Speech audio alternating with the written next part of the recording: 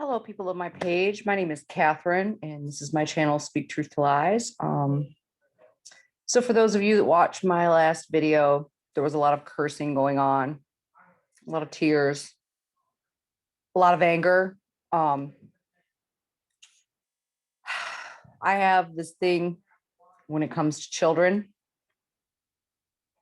and children being our most precious commodity. Their innocence is very limited, and we have to protect that at all costs, because there's going to come a day when one day they wake up and they become very aware of the world around them, and they start to resolve or figure things out for themselves. So it's our jobs as parents to guide them along those lines and navigate those feelings and help them make sense of it when that happens. So today I wanted to share with you a thread from someone I follow on YouTube, Twitter, who really brought this whole critical race theory to light for me. Her name's Carolyn Borisenko. So critical race theory is a very divisive theory that they're trying to bring into our schools. It started in colleges and universities. So teachers have been indoctrinated into this cult-like ideology, because you can't really explain it as anything other than a cult. It's a religion for these people, okay? A very toxic one. So as we can see right here, she mentions and says that she's watching a recording of a class on social justice that an 8th grade child made, and that it's insidious on how they are indoctrinating these kids. First, they ask the children to respond to a line from the Pledge of Allegiance and say what it means to them. Then they define justice as behaving in a way that's fair, equal, inclusive, and balanced for everyone. Of course, that's not what they really mean by justice. What they're doing is teaching children that the way to be a good person is to be in favor of justice. Now they're going to use this to create contrast by having the students draw or write what injustice looks like to them. So this is where they introduce the idea of privilege and how it relates to justice. Okay, so down here at the bottom corner, they have this little equality, equity and equality, where equality, even the smallest kid, they're all standing on different sized boxes. The tallest kid can look over. And on this one, the sizes of the boxes change to make sure that everyone can see over.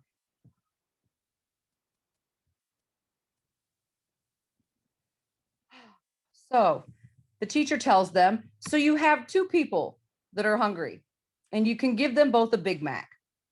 Does that mean that they are equal because you gave them the same thing? Does that make it equal?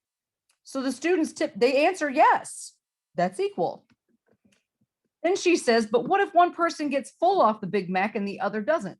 The students answer yes again, but no, that's not the right answer. She then goes on to the equity cartoon right here to explain why giving each person a Big Mac isn't equal. The teacher says, just because you give people the same thing doesn't make them equal. Now she's asking again, is it fair to give 2 people the Big Macs? And now the students are answering no, so she thanks them for noticing. The literal words of the teacher: your privilege is based on your education, income, sex, ability, or language. All of those things affect your privilege and whether or not you get justice in the United States. I want to go back down to this one right here about this right here. So what if one person gets full off the Big Mac and the other doesn't? Okay, so what that's basically saying is that you have to give them what they need to be equal. So let's say you work hard for all of the things that you have.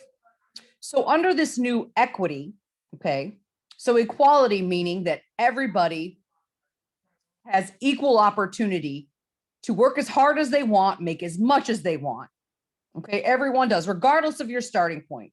If you start further behind, you might have to work a little bit harder, but everybody has the same equal opportunity to go out and work hard and amass wealth. Equity says, okay, you work hard, you go out into the world, you bust your butt to accumulate your wealth, your belongings, your things. Well, under the guise of equity, this person over here that maybe started further back than you, now you have to give them some of what you have to make both of you equal. This is socialism. Take from those that have and give to those that have not. So in social justice or critical race theory or diversity, equity, and inclusion training, this is what this means.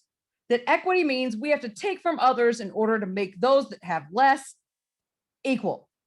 That's socialism. So okay, so by all means, if you work hard and you've amassed wealth and belongings and homes and things like that, if you want to give up on your own, hey, great. Most people don't, because most people worked hard for what they have. So why should you have to give anything to anybody who doesn't want to work as hard as you? Because let's just face it, people, some people are just lazy. They want things given to them. That's not how this world works.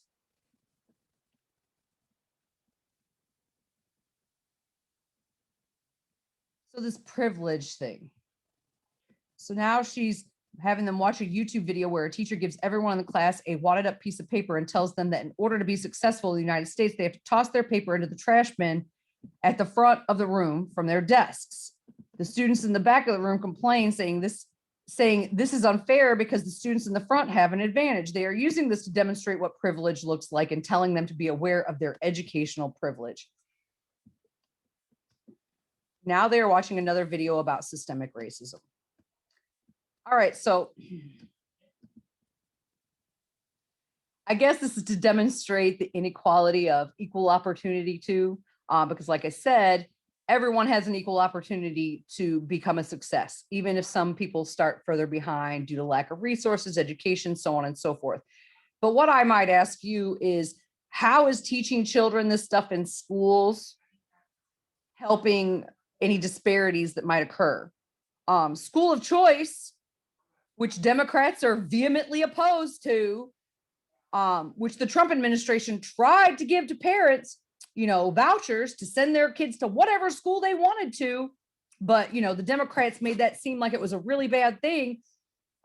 I'd be willing to bet that poorer communities where they're zoned into a particular school district would have loved those cash vouchers to send their children to better schools to give them a better educational opportunity.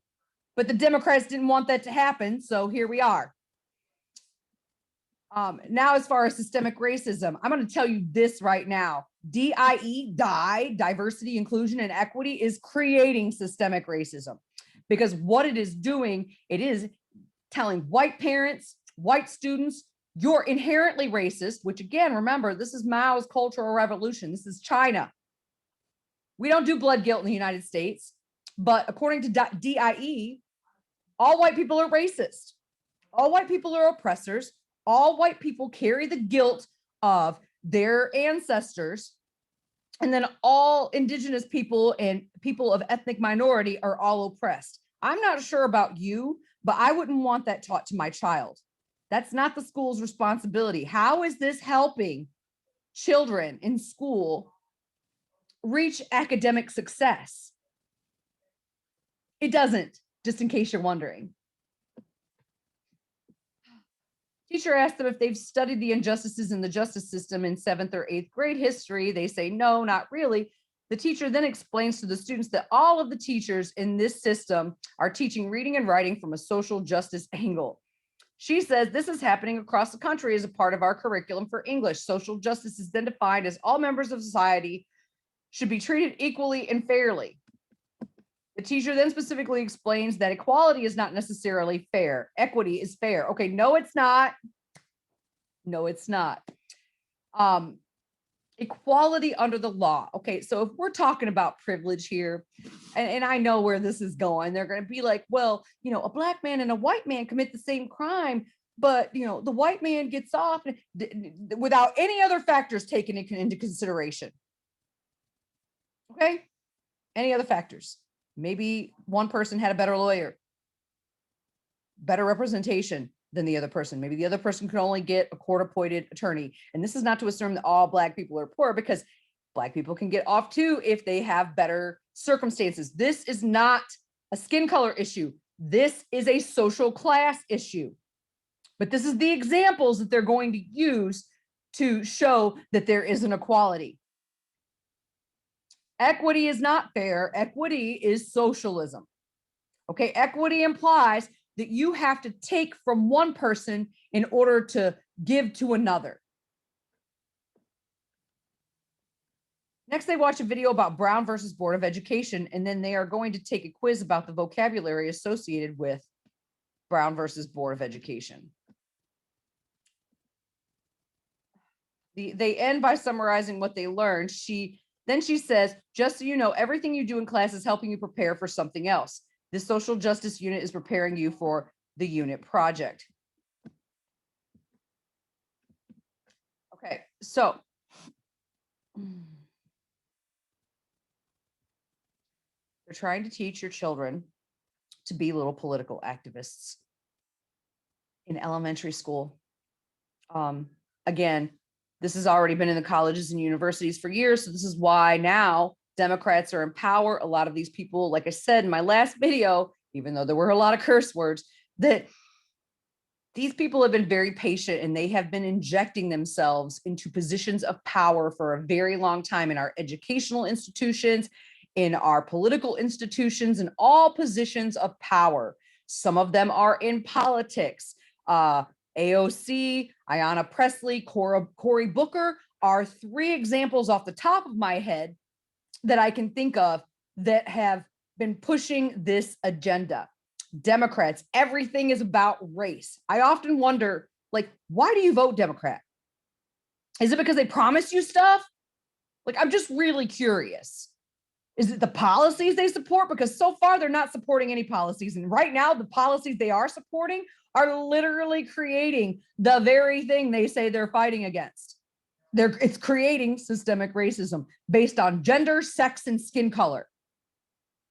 So I urge you to maybe ask yourself these questions, because Dan Crenshaw, who is a Republican from Texas, said that one of the reasons why Republicans don't really come across as appealing to most people is because they don't promise anybody anything. They promote the values and ideals of the Constitution, life, liberty, and the pursuit of happiness, hard work, all those, personal accountability things. Because I can tell you this right now, there's an awesome book by an author named Larry Winget, and it says, if your life sucks, it's because you suck. Let me explain that. If your life sucks, most people don't possess the critical thinking skills to try and figure out, what decisions have I made that keep ending me up in this position? It's literally self-reflection. As a recovering addict, I can tell you that every decision I made up until entering rehab were all, like, most of them were really bad, and perpetuated the cycle of victimhood. So if things are going bad in your life, the common sense person would say, okay, what am I doing wrong? What decision have I made along this way that ended me up in this position? What decision did I make or not make that ended me up in this position? Did I not think things through clearly enough? Asking yourself questions, trying to figure it out, and then trying not to repeat the same mistake over and over again. Because remember, that's the definition of insanity. And if you find that you keep getting up in the same, ending up in the same position every time, it's because you've done something wrong. Okay. So our children, again, like I said, need to be protected. Their innocence is precious, and they only get so many years of it before they become aware young adults and start looking out into the world. And then it's our job as parents, our job to help them navigate through the confusion. We can't tell them what to do, but we can present them with options. We can give them many different options and hope that the foundation that we laid guides them to make the right decision. You can't keep them from making mistakes. You just can't. It's impossible. But you can be there when they make the mistake and help them look at it like, hey, what did you learn from this? Because as far as I'm concerned, there are no mistakes in the world, only lessons to be learned. But are you aware enough to think about it? What did I learn from this? How can I avoid this from happening again? That's our job as parents. It is not up to the schools to be teaching our children this garbage.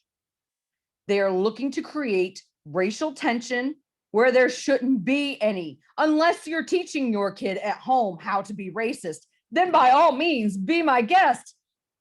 Let them be indoctrinated some more. But I'd be willing to bet that those of you that are going to take the time to watch this video, you're not raising little racists. You're raising beautiful little human beings to go out into the world and be productive. And critical race theory, or diversity, inclusion, and equity, and those are the three words you need to look out for. Okay, so if you notice that your school board or your child's school gets a diversity, equity, and inclusion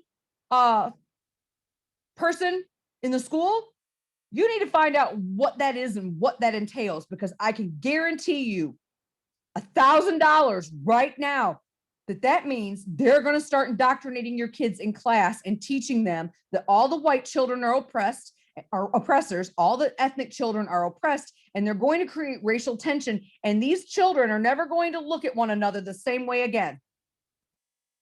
As I stated in my last raging video, this creates disharmony because most parents aren't raising their children this way. They're just not. So please, I'm presenting these videos, do your own research. I encourage you to, I implore you to go online, look up critical race theory, look at the stuff that they're talking about. This stuff is poison. It is poison to young, impressionable minds. It's poisonous to young adult minds, like in their early 20s, because these are the people that went through all of this. And it's literally in every subject. They're injecting it into every subject. You can't even take a calculus class without it now, or physics. They're finding a way to inject it into every subject at school.